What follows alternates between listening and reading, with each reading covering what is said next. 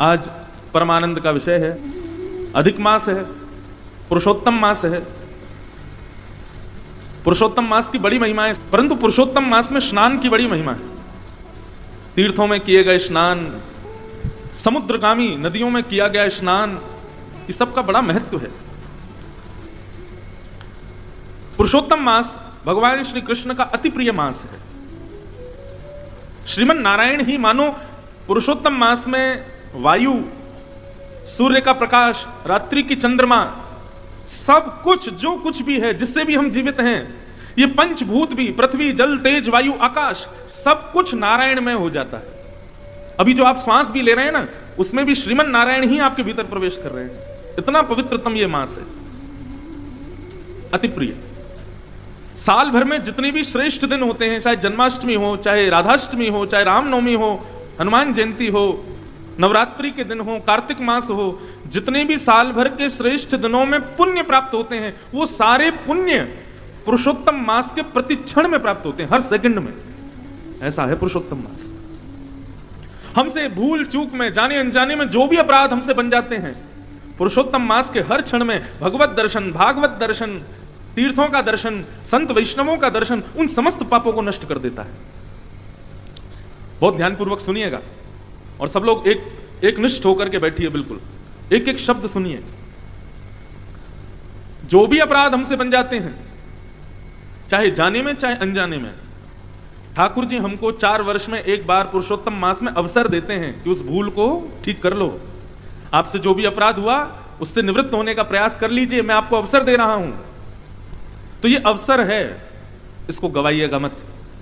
आज हमारी बात मान के कथा पूर्ण होने के बाद में अपने अपने कक्ष में जाइएगा और एक कागज पेन लेके सारी लिस्ट बनाइएगा। हमने कितने अपराध हमसे हो चुके हैं जो हमको पता है, या फिर हम क्या क्या अपराध रोज ही करते हैं, कौन कौन से अवगुण हमारे भीतर विराजमान हैं, इन सब चीजों की लिस्ट बनाइएगा और सबको एक बार अवलोकन करके 7 दिन तक नित्य उनका दर्शन कीजिएगा। ये मेरे अपराध हैं, ये हमारे अवगुण हैं, हे गंगा मैया कृपा करो, हे भागवत जी आप कृपा करो, हे पर्वतराज हिमालय, हे बद्री केदारनाथ भगवान आप कृपा करके हमको परम पवित्र करो। हम संकल्प लेते हैं आज के बाद ऐसा नहीं करेंगे।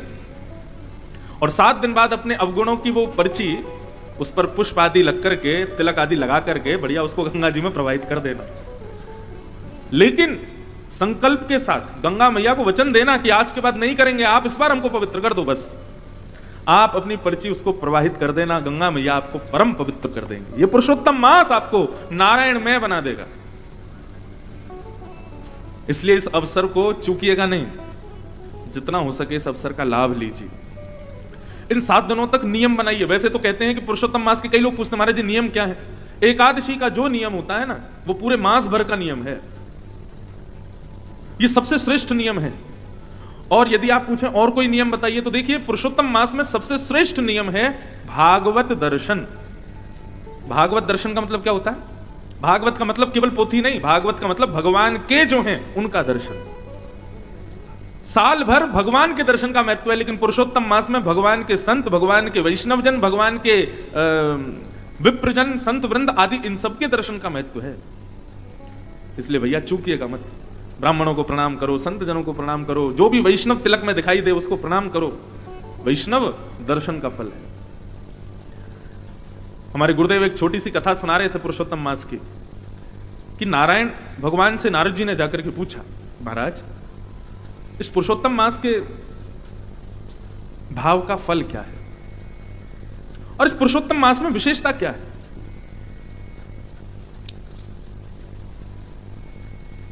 तब भगवान श्रीमन नारायण बोले, देखो अब हम तुमको बताएंगे तो तुमको शायद इतना समझ नहीं आए, तो एक प्रैक्टिकल करके बताते थे। नारद जी बोले बताइए। बोले नीचे अमुक नाम पर एक तालाब है, उस तालाब में एक मछली है, उस मछली से जाकर के पूछो पुरुषोत्तम मास का फल क्या है। नारद जी हंसने लगे, बोले मछली से जाकर के पूछूं मैं? भगवान बोले हमारी आज्ञा है, इसको स्वीकार करो, जाओ तुरंत। नारद जी महाराज पृथ्वी पर जहां भगवान ने बताया तो वहां आए। तालाब में एक मछली थी। नारद जी ने जाके प्रणाम किया, जय हो मत्स्य देवता, भगवान की आज्ञा हुई है कि हम आपसे पूछें कि पुरुषोत्तम मास का फल क्या है, कृपा करके बताइए। बहुत सावधानी से सब लोग श्रवण करो। मछली बोली, जय हो नारद जी, आपके दर्शन हो गए, हम तो कृतार्थ हो गए। एक काम कीजिए, सामने एक गौशाला है, वहां पर एक गाय बछड़े को जन्म दे रही है, आप उस बछड़े से जाकर के पूछिए। और ऐसा कहकर के मछली ने अपने प्राण त्याग दिए। नारद जी बोले ये क्या हुआ? भगवान ने तो आज्ञा दी थी कि ये बताएगी, लेकिन इसने तो प्राणी त्याग दिए। लेकिन कह के गई है कि उनसे पूछो, गैया बछड़े को जन्म दे रही है। नारद जी गए गौशाला में, जाके गैया को प्रणाम किया। बछड़े का जैसे ही जन्म हुआ, नारद जी ने प्रणाम किया, बोले भैया भगवत आज्ञा हुई है कि हम आपसे पूछें पुरुषोत्तम मास का फल क्या है। बछड़ा भी प्रसन्न हो गया, जय हो, मेरे कितने सौभाग्य कि जन्म लेते ही नारद जी के दर्शन हो रहे हैं। हे नारद जी, वो सामने वृक्ष है ना, उस वृक्ष पर एक सुख तोता, उसके बालक का जन्म हुआ है, आप जाकर के उस बालक से पूछिए। और ऐसा कहकर के उस वत्स ने भी प्राण त्याग दिए। नारद जी बोले ये हो क्या रहा है भैया, मैं जिससे पूछ रहा हूं वो प्राण त्याग देता है। नारद जी उस वृक्ष पर तोते के वत्स से बोले भैया आपका भी जन्म हुआ। वो तोता प्रसन्न हो गया नारद जी को देख करके, बोले जय हो, आपके दर्शन हो गए नारद जी।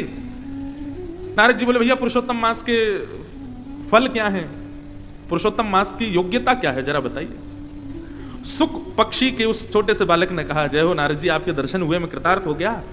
अभी अभी ना इस नगर के राजा के पुत्र ने जन्म लिया है, आप जाकर के राजा के यहां उस पुत्र से पूछिए। और ऐसा कहकर के वो सुख पक्षी का बालक भी मर गया। नारद जी तो घबरा गए, बोले मैं जिससे पूछता हूं वो प्राण त्याग देता है। मछली के बालक ने त्याग दिया, गैया के बालक ने त्याग दिया, अब इस सुख के बालक ने भी। कहीं ऐसा नहीं हो मैं राजा से पूछने जाऊं उसका बालक भी प्राण त्याग दे। मैं जहां जा रहा हूं भैया, कहीं यही तो पुरुषोत्तम मास का फल नहीं है। नारद जी बड़े घबरा गए, लेकिन क्या करें, जानना तो है, भगवान की आज्ञा है। तो नारद जी पहुंचे, और पहुंच करके राजा ने तो आनंद हो गया, अरे वाह वाह वाह, जय हो, मेरे घर बालक हुआ, संत नारद पधारे हैं, भगवत शिरोमणि पधारे हैं, दंडवत प्रणाम किया। बोले महाराज भगवान की आज्ञा हुई है, पुरुषोत्तम मास का फल जान करके आओ, महिमा पूछ करके आओ, जो भी बता रहे हैं सब प्राण त्याग रहे हैं, अंततोगत्वा आपके पुत्र से पूछने के लिए कहा है। नन्ना सा राजा का पुत्र जैसे ही नारद जी की गोद में दिया, तो भगवत आज्ञा से वो नन्ना सा बालक ही बोलने लगा, बोले जय हो नारद जी, आपको प्रणाम। बोले भैया प्राण मत त्यागना, पहले ये बताओ पुरुषोत्तम मास का फल क्या है। वो बालक आनंदित हो गया, और आनंदित होकर के बोला, नारद जी मैं अपने प्रारब्धों से एक मछली बना था, लेकिन पुरुषोत्तम मास में आपका दर्शन करके मैं उस योनि से मुक्त हो गया। अपने प्रारब्ध के कारण एक वत्स बन करके आया, बछड़ा बन के आया। पुरुषोत्तम मास में आपके दर्शन से मैं उस योनि से भी मुक्त हो गया। फिर मैं एक सुख पक्षी बन करके आया, आपके दर्शन से उससे भी मुक्त हो गया। और इन समस्त प्रारब्धों से मुक्त होकर के अब मैं मानव ही नहीं, एक राजा के घर में जन्म लेकर के आया हूं। केवल एक संत के दर्शन से यह फल प्राप्त होता है पुरुषोत्तम मास में। यह है भागवत दर्शन की महिमा। हे नारद जी, व्यक्ति अपने प्रारब्धों से 84 लाख योनियों में भटकता है, परंतु वो जितनी बार वैष्णव दर्शन पुरुषोत्तम मास में करता है, उतने ही उसके प्रारब्ध की योनियां जो हैं वो उनसे मुक्त होता चला जाता है। मतलब अब राह चलता जो भी तिलक लगाए सब वैष्णवी हैं, जिसके गले में कंठी माला देखे समझो वैष्णवी है, गंगा में डुबकी भी लगा रहा है ना वो भी वैष्णव है। सबको अपने नेत्रों से निहारते रहो, सबको प्रणाम करते रहो। जितने ज्यादा से ज्यादा लोग देख लोगे उतने ही आप अपने प्रारब्ध की योनियों से मुक्त होते चले जाओगे। यह है पुरुषोत्तम मास में केवल भगवत भक्तों के दर्शन की महिमा। सोचो, भगवत भक्त के दर्शन की महिमा इतनी है तो तीर्थ में जाने की महिमा कितनी होगी। उस तीर्थ में भी भगवत नदियों में स्नान करने की क्या महिमा होगी, और भगवत नदियों में भी सर्वश्रेष्ठ श्री गंगा में स्नान की क्या महिमा होगी। और उसमें भी आप कथा भी सुन रहे हो। अपने मुझे बताया गया था जब इस कथा के लिए बात करने आए थे इस कथा के आयोजक, तो बोले महाराज जी जितने भी वैष्णव आ रहे हैं सबकी सेवाएं साथ आ रही हैं, सब अपने ठाकुर जी को संग लेकर के आ रहे हैं। बताओ इससे बड़ी महिमा और क्या होगी। गंगा स्नान, भागवत की कथा श्रवण, तीर्थ दर्शन, वैष्णव दर्शन, भक्त दर्शन, भगवत सेवा, और आप जो प्रसाद भी पाओगे, भोजन भी करोगे, वो सामान्य अन्य आहार नहीं है, वो भी प्रसाद है। 24 घंटे में से कम नहीं तो 18-19 घंटे तो आप लोग केवल भगवत में ही रहने वाले हो। निश्चित ही इस पुरुषोत्तम मास में किए गए हमारे द्वारा कर्म जो हैं वो जीते जी। अच्छा, अब इसके पीछे एक बात और, महाराज जी हमारे पुरुषोत्तम मास में किए गए नियम का फल हमको क्या मांगना चाहिए। ठाकुर जी से क्या फल मांग रहे हैं। वैसे तो हम वृंदावन वाले हैं, वृंदावन वाले कछु फल ना मांगे ठाकुर जी से, वृंदावन वाले फल ना मांगे, वृंदावन वाले ठाकुर जी को मांगे। हे नाथ हमारे सब कर्मों का फल ये मिल जाए कि श्याम सुंदर हमको प्राप्त हो जाए, ठाकुर जी हमको प्राप्त हो जाए। तो इस पुरुषोत्तम मास में आप जो भी कुछ करके जाएं, संकल्प लीजिएगा गंगा का जल लेकर के, हे गंगा मैया हमारे सब सत्कर्मों का फल हमको केवल ये दे दो कि श्री वृंदावन बिहारी लाल का मृत्यु से पहले प्रत्यक्ष दर्शन हो जाए, बस और कुछ नहीं चाहिए हमको। बस ये मांग करके जाइएगा। और भैया जितना हो सके दीन रहने का प्रयास करना। ये अवसर है एक महीने की एक प्रकार से, जैसे लोग बीमार हो जाते हैं, मोटे हो जाते हैं, कोलेस्ट्रॉल बढ़ जाता है, शुगर बढ़ जाता है, तो अपनी थेरेपी के लिए पंचकर्म वगैरह करवाने जाते हैं, दक्षिण भारत में जाते हैं, हिमालय पे जाते हैं। तो ऐसे ही हमारे पाप, काम, क्रोध, लोभ, ईर्ष्या, द्वेष, अभिनिवेश, अहंता, ममता, ये जो भी हमारे भीतर है, ये सब रोग हमको लग गए हैं। तो ठाकुर जी ने 30 दिन के लिए पंचकर्मा कराने के लिए भेजा है। ये पुरुषोत्तम मास। अपने एक एक भाव को शुद्ध कर लीजिए, आनंदित हो जाइए। खूब प्रेम से सब लोग कथा श्रवण कीजिए। कृष्णं नारायणं वंदे, कृष्णं वंदे व्रजप्रियं, कृष्णं द्वैपायनं वंदे, कृष्णं वंदे प्रथासतं। सच्चिदानंद रूपाय विश्वोत्पत्त्यादिहेतवे, तापत्रय विनाशाय श्री कृष्णाय वयं नमः। सच्चिदानंद रूपाय विश्वोत्पत्त्यादि हेतवे तापत्रय विनाशाय श्री कृष्णाय वयं नमः। भगवान का अद्भुत परिचय दिया गया है महात्म के प्रथम श्लोक में। ये एक श्लोक ही काफी है श्रीमन नारायण को जानने के लिए, कृष्ण को जानने के लिए। बहुत ध्यान से सुनिएगा। 3 प्रकार के रूप हैं भगवान के, 3 प्रकार के गुण हैं भगवान के, 3 प्रकार के कर्म हैं भगवान के। त्रिकालाबाधित हैं भगवान, और उनका सुंदर वर्णन यहां पर भागवत के महात्म्य में किया गया। कैसे हैं भगवान? सच्चिदानंद रूपाय। ठाकुर जी का रूप कैसा है? पहला, सत्य। भगवान सत्य है। सब लोग इधर देखो, कथा सुनो ध्यान से, सावधानी से। ठाकुर जी का प्रथम स्वरूप क्या है? सत्य।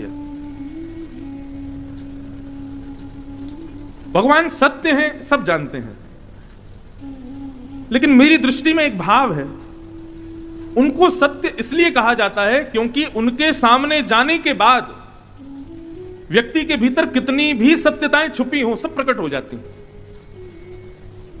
बहुत ध्यान से समझिएगा इस बात को। आप अपने अवगुणों को अपनी पत्नी से छुपा लोगे, पत्नी अपने भावों को पति से छुपा लेगी, बच्चे माता पिता से छुपा लेंगे, सबसे आप अपने भावों को छुपा लोगे। लेकिन ठाकुर जी के सन्मुख जाते ही कई लोग कान पकड़ते हैं। क्यों पकड़ते हैं? ए नाथ, आप तो सब जानते हो मेरे अंदर क्या क्या है, मैं कैसा हूं, कि पड़ोसी को देख करके मुझको कितनी जलन होती है, आपको सब पता है। किसी की उपलब्धि मुझसे देखी नहीं जा रही है, आप सब जानते हो नाथ। मैं एकादशी के दिन चुपके चुपके रोटी खा लेता हूं, आपको पता है नाथ। आप सब जानते हो नाथ, आपसे क्या छुपा है। हमारे भीतर जितने भी असत्य हैं जो हमने सबसे छुपाए हैं, ठाकुर जी के सामने सहज सब प्रकट हो जाते हैं, इसलिए वो सत्य हैं। व्यक्ति कितना भी बनावटी रूप धारण कर ले संसार को रिझाने के लिए, लेकिन ठाकुर जी के सामने जाकर के उस सब वास्तविकताएं उसको याद आ जाती हैं। मैं कितना क्रोधी हूं, मैं कितना कामी हूं, कितना लोभी हूं, कितना द्वेष मेरे भीतर बड़ा है, ये सब ठाकुर जी के सामने प्रकट हो जाता है, इसलिए वो सत्य हैं। क्यों? क्योंकि व्यक्ति के हृदय से सत्य को प्रकट करा देते। उनके जैसे सूर्य के प्रकाश आते ही अंधेरा रुकेगा नहीं। सूर्य के प्रकाश आते ही कितनी भी बहुमूल्य वस्तु हो, अंधेरे में जो दिख नहीं रही है वो प्रकट हो जाती है। ऐसे ठाकुर जी के सामने जाती व्यक्ति के सारे विकार, सारे असत्य प्रकट हो जाते हैं, इसलिए वो सत्य है। तो भगवान का पहला स्वरूप क्या है? सत्य। ठाकुर जी का दूसरा स्वरूप है चैतन्य। भगवान चैतन्य है। केवल जड़ में ही उनका दर्शन मत करो, केवल मूर्ति में ही वो है, ऐसा नहीं। हमारे वृंदावन में, मैं एक बात कथाओं में कहा करता हूं, हमारे वृंदावन में जिसको देखो राधे राधे राधे राधे, जय श्री राधे राधे राधे बोलते, बेचारे कन्हैया तो कोने में कहीं बैठे हैं। जय श्री कृष्ण हम बार कोई 2-4 लोग बोलते, नहीं तो वृंदावन में सब राधे राधे बोलते हैं। लेकिन आप मंदिर में जाकर के देखो, बिहारी जी चले जाओ, राधा वल्लभ जी चले जाओ, राधा रमण जी चले जाओ, कहीं भी चले जाओ, बैठे कौन है? श्याम सुंदर। और मुख से बोल क्या रहे हैं? जय जय श्री राधे। राधा रानी कहां है? सब जगह ठाकुर जी बैठे हैं। अब इसके अनेक भाव हैं। राधा रानी बैठी हैं, वो देखने के लिए बहुत समय चाहिए, सदगुरु की कृपा चाहिए तो किशोरी जी दिखें। लेकिन प्रत्यक्ष भाव से, यदि सामान्य भाव से वृंदावन में आप देखो तो केवल ठाकुर जी हैं। राधा रानी कहां है? वृंदावन की वायु राधा रानी है, वृंदावन के शब्द राधा रानी है, वृंदावन का कण-कण राधा रानी है, वृंदावन में प्रकाश राधा रानी, वृंदावन की निशा राधा रानी, वृंदावन में वृक्ष राधा रानी, पत्र राधा रानी, सब राधा रानी है। केवल जड़ भाव से राधा रानी नहीं है, चैतन्य भाव से वृंदावन में विचरण कर रही हैं, वो श्री राधा रानी सब जगह घूम रही है। तो भगवान का दूसरा स्वरूप चैतन्य, वो केवल जड़ पदार्थ में नहीं है, केवल मूर्ति में नहीं है। ठाकुर जी चैतन्य है, प्रत्यक्ष है, वो केवल जड़ में ही प्रकट हो गए ऐसा नहीं है, वो चैतन्य भी रहते हैं। इसका दूसरा अर्थ यह है भैया, चलते फिरते उठते बैठते हर मानव चैतन्य है, तो इसका मतलब उनके भीतर ठाकुर जी हैं। गीता में भगवान कहते हैं ईश्वरः सर्वभूतानां हृदय सेर्जुन तिष्ठति, सबके भीतर भगवान बैठे। और इसका सबसे बड़ा कारण क्या है? व्यक्ति के अंदर भगवान है, इसका सबसे बड़ा उदाहरण क्या है? बहुत ध्यान से सुनिएगा। व्यक्ति को आप स्पर्श कर रहे हो, व्यक्ति के आप संग बैठे हो, व्यक्ति के आप संग खा रहे हो, कब तक? जब तक वो जीवित है। लेकिन जैसे ही उसके प्राण निकल जाते हैं, क्या आप उसके बगल में बैठोगे? क्या आप उसका स्पर्श करोगे? क्या आप उसको अपने पास बैठाओगे? क्या अपने घर में रखोगे? नहीं। प्राण निकलते ही, मैं इस पंक्ति को निश्चित अपनी हर कथा में गाता हूं, सूरदास जी कहते हैं जा प्रियतम सो प्रीत घनेरी, प्राण निकल जाने के बाद सो देख डर जे, जा प्रियतम सो प्रीत घनेरी, जा प्रियतम सो प्रीत घनेरी, जा प्रियतम सो प्रीत घनेरी, जा प्रियतम सो प्रीत घनेरी, सो देख डर जे, सो देख डर जे। पत्नी को अपना पति बहुत प्रिय है, पति को अपनी पत्नी बहुत प्रिय है, बच्चों को अपने माता पिता बड़े प्रिय हैं, माता पिता को अपने बच्चे बड़े प्रिय हैं, भाई भाई को प्रिय है, बहन बहन को प्रिय है, सब एक दूसरे से प्रेम करते हैं, आसक्ति है सबकी। लेकिन जैसे ही हम जिससे प्रेम करते हैं वो अपने प्राण त्याग देता है। हम रोते जरूर हैं, हम बिलखते जरूर हैं, लेकिन उस समय कोई कह दे अच्छा भैया रो मत, एक काम करो, इनको तुम अपने कमरे में ही रखो, है ना, वहीं रखो इनको, बढ़िया रोज सुबह श्रृंगार करना, अब खाएंगे तो है नहीं, रोज इनका भोग लगा देना, रखो इनको अपने घर के साथ ही, मत भेजो इनको शमशान घाट, अपने घर में ही रखो। रखोगे? नहीं रखोगे। भाई बंधु जो सब उससे प्रेम करते हैं, पंडित जी मुहूर्त कब है, कब ले जाना है इनको शमशान घाट? अरे भैया तुमसे बहुत प्रेम करता था, 2-4 दिन रख लो।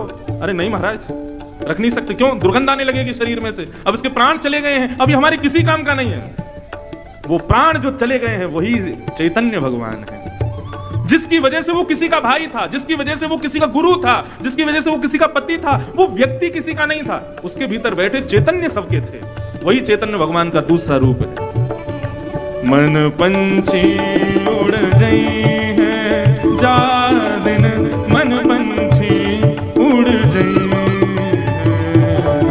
मन पंछी उड़ जाई है जा दिन, मन पंछी उड़ जाई। सूरदास जी कहते हैं बिन गोपाल को नहीं अपनो, बिन गोपाल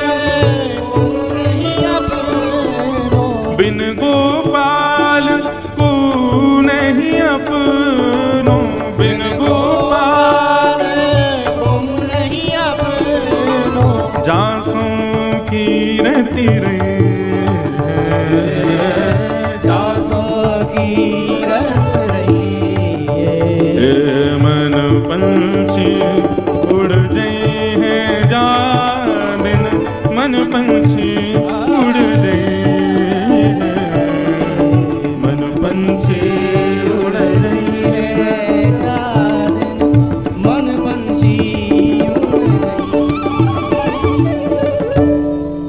समझ में आई बात? भगवान का पहला स्वरूप कौन सा बताया था और दूसरा चैतन्य कैसे हैं भगवान, समझ में आया? आगे चलें। अब भगवान का तीसरा स्वरूप आनंद।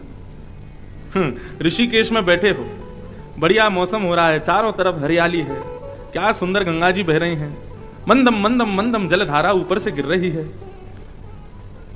हमारे आयोजक परिवार ने एक से एक रसोइया बुलाए हैं प्रसाद बनाने के लिए, सब लोग पाओगे।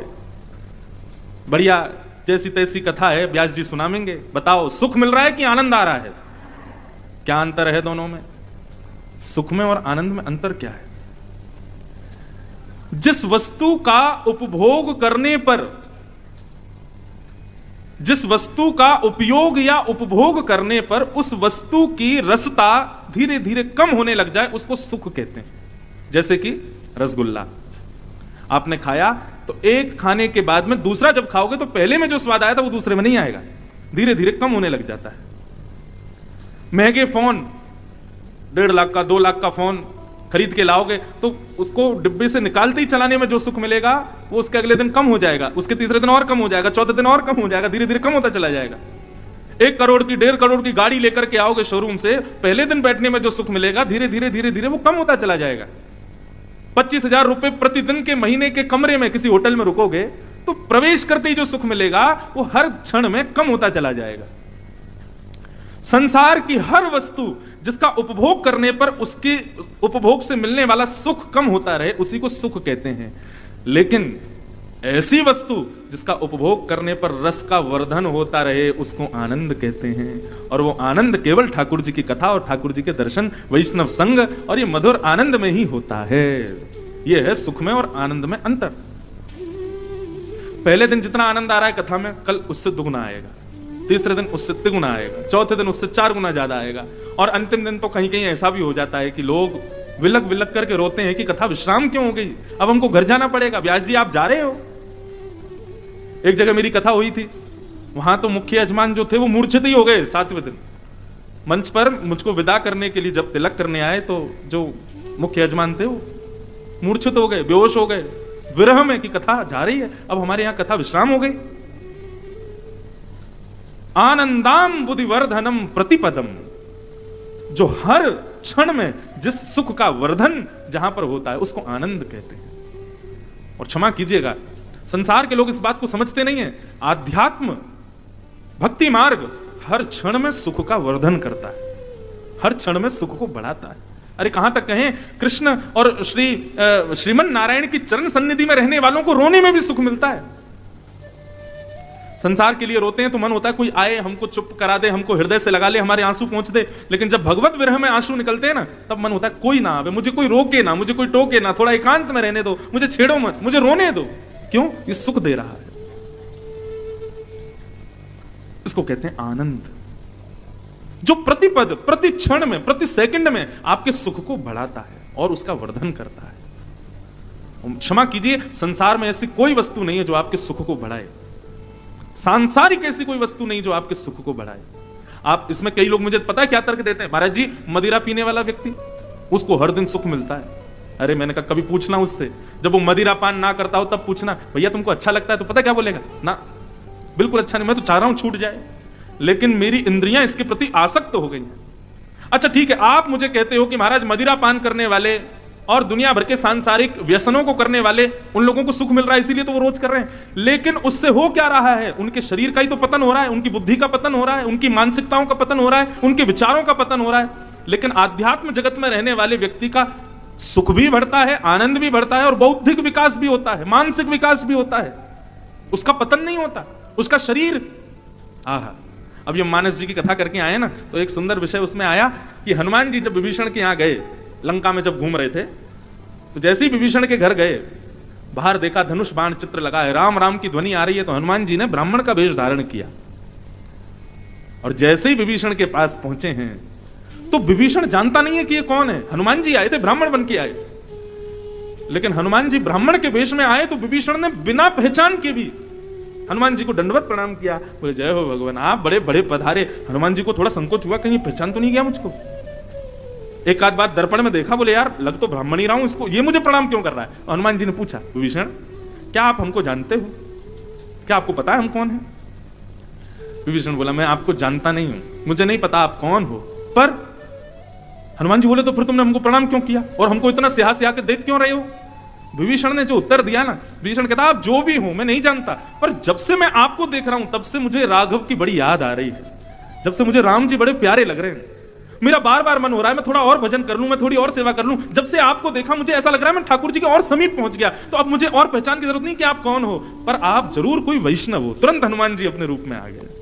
मतलब क्या समझ में आई बात? लोग कहते हैं महाराज व्यसन करने वालों को भी तो सुख मिल रहा है। अरे उनको देख करके और नेगेटिविटी आ जाती है अंदर। अभी मदिरा पी करके कोई आ जाए इस पंडाल में, आप क्या करोगे? पीछे के लोग ही 4-5 लोग उसको भगा देंगे यहां से।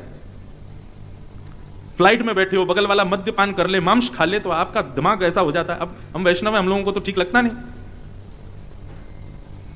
लेकिन वैष्णव कैसा, वो जिस क्षेत्र में जाता है, जिस स्थान पर जाता है, जिस सभा में पहुंच जाता है, वहां के लोगों के हृदय में अत्यंत शांति। उसमें कुछ कहा नहीं है, लोग उसको जानते नहीं, लेकिन फिर भी उनका हृदय परम शांत हो जाता है।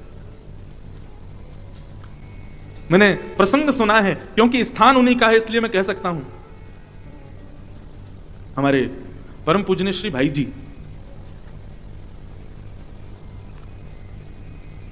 भाई जी का एक मैंने प्रसंग कहीं सुना कि जब श्री राधा बाबा भाई जी से प्रथम बार मिलने के लिए गीता वाटिका पहुंचे, थे बड़े ज्ञानी थे, उनके आगे अच्छे अच्छे ज्ञानी ठहर नहीं पाते थे, उनके प्रश्नों का उत्तर सब देते थे, लेकिन वो संतुष्ट नहीं थे। तब किसी ने उनसे कहा कि आप एक काम करो बाबा, आप ना वहां जाओ गीता वाटिका, और वहां पर आपको भाई जी मिलेंगे, आप उनका दर्शन कीजिएगा, वो आपके शंका का समाधान करेंगे। ब्रह्मचारी, ब्रह्मनिष्ठ, अत्यंत तेजमान, और अवस्था भी ज्यादा नहीं थी। गीता वाटिका पहुंचे, पूज्य भाई जी संतों को प्रसाद पवा रहे थे, तो किसी ने कहा बाबा आप थोड़ा विराजो, भाई जी अभी आ रहे हैं। भाई जी अपनी सेवा से निवृत्त होकर के जब पधारे, तो वर्णन आता है, उस समय के दृष्टाओं ने वर्णन किया कि भाई जी ने जाकर के श्री राधा बाबा के श्री चरण कमलों के 5 उंगलियों को, 10 उंगलियों को अपने हस्त कमल की 10 उंगलियों से स्पर्श किया, और जैसे ही स्पर्श किया, राधा बाबा की वो स्थिति हो गई जो वृंदावन जाकर के उद्धव की स्थिति हुई थी। बस अब कुछ सुनना, कहना, कोई प्रश्न करने के लिए बोले ही नहीं, बस ऐसा लगा मेरे सारे समाधान हो गए हों केवल स्पर्श मात्र से। और फिर सदा सर्वदा के लिए राधा बाबा ने संकल्प लिया कि मैं जब तक जीवित हूं, जब तक पृथ्वी पर हूं, तब तक 24 घंटे में एक बार भाई जी को जरूर देखूंगा। यह है आध्यात्मिक व्यक्ति के स्वरूप का, स्पर्श का, उसकी उपस्थिति का यह प्रभाव है। यह एक व्यसनी का हो सकता है। इसलिए बंधुओं, भगवान का दूसरा स्वरूप, तीसरा अंतिम स्वरूप है आनंद। आनंद मतलब जो आपके सुख का प्रतिक्षण वर्धन करे, हर क्षण में उसका वर्धन होता रहे, हिलोरें उठती रहें। अच्छा, एक अंतर और है सुख में और आनंद में। सुख में बहुत व्यवस्थाएं चाहिए तब आपको अच्छा लगता है, लेकिन आनंद में बिना किसी व्यवस्था के भी अच्छा लगता है। अब वैसे तो कई माताएं भाई लोग कुर्सी पे बैठे हैं, सबको प्रणाम है, उतर के नीचे मत आ जाना, बैठे रहना। अब आप व्यवस्था में बैठ के कथा सुन रहे हो, ठीक है, आनंद मिल रहा होगा, लेकिन थोड़े से आप वंचित हो रहे हो। आपसे ज्यादा सुख नीचे बैठने वालों को मिल रहा होगा, क्योंकि व्यवस्था का त्याग करके कथा सुन रहे हैं ना, ज्यादा व्यवस्थित होकर के नहीं सुन रहे, इसलिए इनको और ज्यादा आनंद आ रहा होगा। यही अंतर है सुख में और आनंद में। तो भगवान के कितने स्वरूप? 3। पहला सत्य, दूसरा चैतन्य, और तीसरा आनंद। सच्चिदानंद रूपाय। इसीलिए हम लोग कृष्ण जन्म जब होता है तब गाते हैं, नंद घर आनंद भयो जय कन्हैया लाल की। विनय पत्रिका में गोस्वामी तुलसीदास जी महाराज एक पद गाते हैं। पद गाऊंगा नहीं, लेकिन इस पद का अर्थ आपको समझा देता हूं। हरि तुम बहुत अनुग्रह कीनो। हे हरि, आपने हमारे ऊपर बहुत बड़ा अनुग्रह किया। भगवान बोले कैसा अनुग्रह किया? तब श्री तुलसीदास जी कहते हैं, साधन धाम विबुध दुर्लभ तन मोह कृपा कर दीनो। सब लोग इधर देखो, यहां देखो, सावधानी से सुनो। हमने ये पद इसलिए खोला है ताकि इससे कुछ अच्छा मिले। गोपियां और जो भगवान से कह रही हैं, देखो ठाकुर जी सुलझे रहे हैं और हमको उलझाते रहे, ऐसे काम नहीं चलेगा ना। कभी कभी ठाकुर जी को भी तो उलझाओ। तो इस पद में गोस्वामी जी ने ठाकुर जी को उलझा दिया है। बहुत सुंदर पद है, हरि तुम बहुत अनुग्रह कीनो। अब देखो, इसको कहते हैं व्याज स्तुति। क्या कहते हैं? यहां पर प्रशंसा कर रहे हैं भगवान की, लेकिन कहीं ना कहीं भगवान से कुछ ना कुछ काम भी बनवा रहे हैं। जैसे हम कई बार किसी की झूठी, अरे भैया आप तो बड़े श्रेष्ठ हो, बड़े महान हो, आपसे महान कौन है, ऐसी बात कर रहे हैं गोस्वामी जी। हरि तुम बहुत अनुग्रह कीनो। भगवान बोले हमने क्या अनुग्रह किया? बोले साधन धाम विबुध दुर्लभ तन मोहि कृपा कर दीनो। ये तन जिसको पाने के लिए, मानव शरीर पाने के लिए लोग इतनी तपस्या करते हैं, आपने इतनी सुलभता से मुझे दे दिया नाथ, आपने बड़ी कृपा की मेरे ऊपर। तो भगवान थोड़े मुस्कुरा के फूल गए, बोले अच्छा चलो कोई बात नहीं, ज्यादा प्रशंसा मत करो। गोस्वामी जी बोले आगे सुन लीजिए थोड़ा। बोले क्या? बोले कोटि हु मुख कही जात ना प्रभु के एक एक उपकार। और प्रशंसा कर रहे हैं, ठाकुर जी को चढ़ा रहे हैं ऊपर पहाड़ पर। बोले ठाकुर जी एक मुख से क्या, मैं करोड़ों मुख से भी आपकी प्रशंसा करूं, आपके अनुग्रह की कृपा की बात बताऊं तो भी नहीं कर पाऊंगा, आपने इतना अनुग्रह किया मेरे ऊपर। लेकिन नाथ, तदपि नाथ कछु और मांगी हूं दीजो परम उदार। पहले तो भगवान की बड़ी प्रशंसा कर दी, आपने सब कुछ दे दिया, लेकिन नाथ हम क्या करें, हम तो सांसारी पापी लोग हैं ना, मांगने की हमारी प्रवृत्ति जाती नहीं, हम कुछ और भी मांगना चाहते हैं। भगवान फूल तो गए हैं, बोले अच्छा मांगो, क्या चाहिए तुमको? तुलसीदास जी बोले बस अब ये फंस गए, अब मांगो इनसे।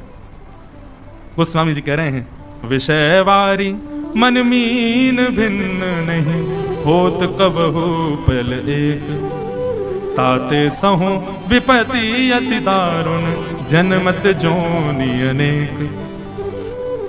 गोस्वामी जी कह रहे हैं हे नाथ, विषय वारी शब्द सुनिएगा।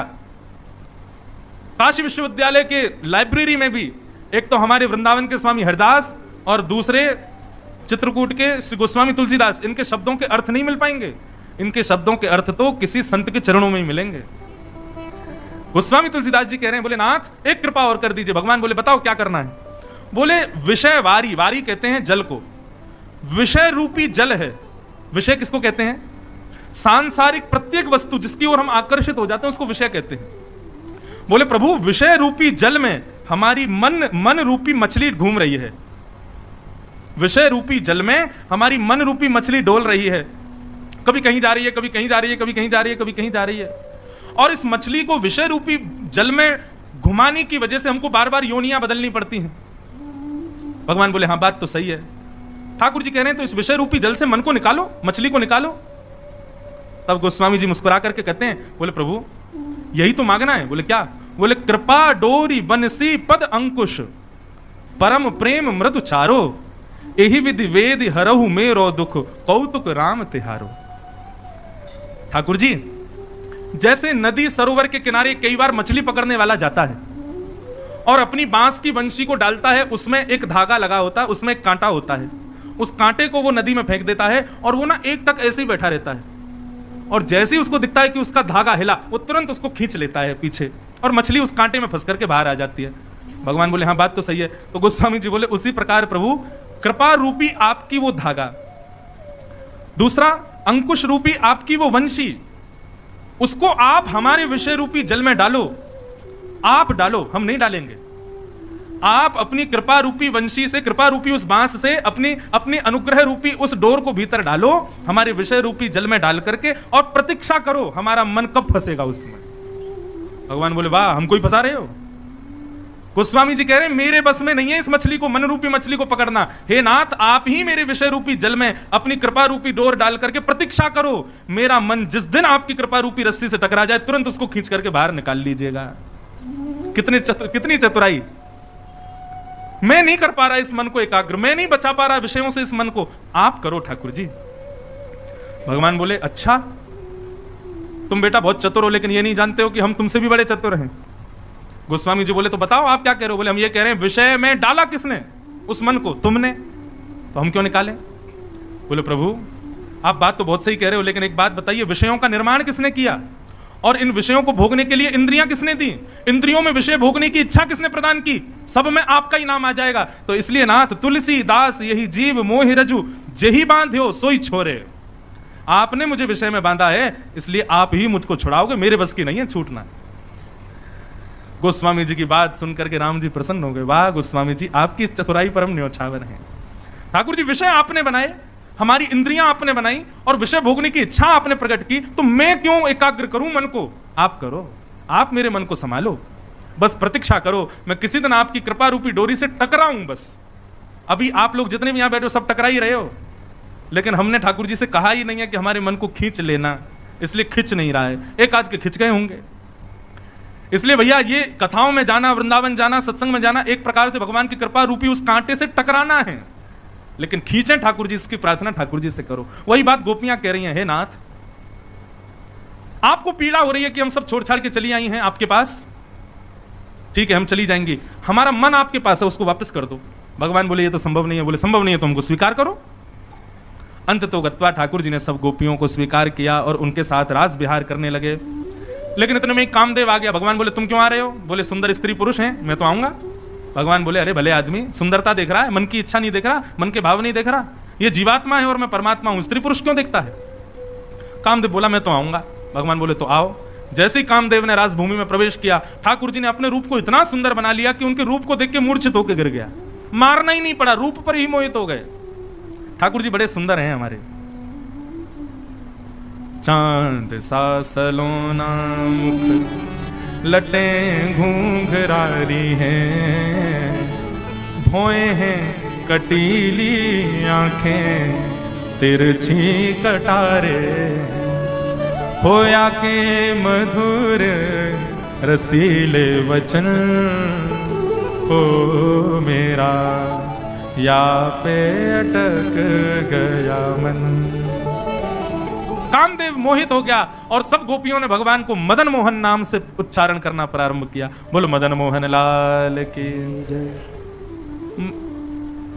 जो काम को भी अपने ऊपर मोहित कर ले वो मदन मोहन। भगवान गोपियों के संग सहज हो गए, गले में गलवैयां डालने लगे। गोपियों को पसीना आए तो अपने ही पटका से पहुंचने लगे। गोपियों को अभिमान हो गया कि हम बड़ी सुंदर हैं, इसलिए हमारे रूप पर ठाकुर जी मोहित हो गए।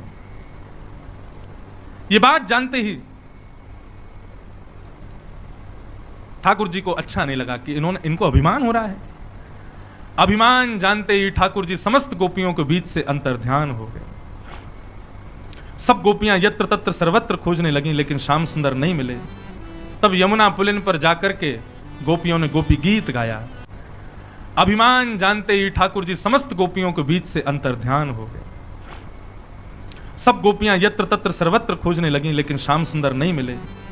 तब यमुना पुलिन पर जाकर के गोपियों ने गोपी गीत गाया। हम लोग गंगा के पुलिन पर बैठे हैं, गंगा के तट पर बैठे हैं। जिनको गोपी गीत आता हो मेरे साथ गाइएगा, जिनको नहीं आता फोन में खोल लो, फिर भी गाओ सब लोग। आज पुरुषोत्तम मास के पावन अवसर पर गंगा जी के तट पर ऋषिकेश में हम आप सब लोगों ने गोपी गीत और श्रीमद् भागवत के एक संपूर्ण अध्याय का पाठ किया है।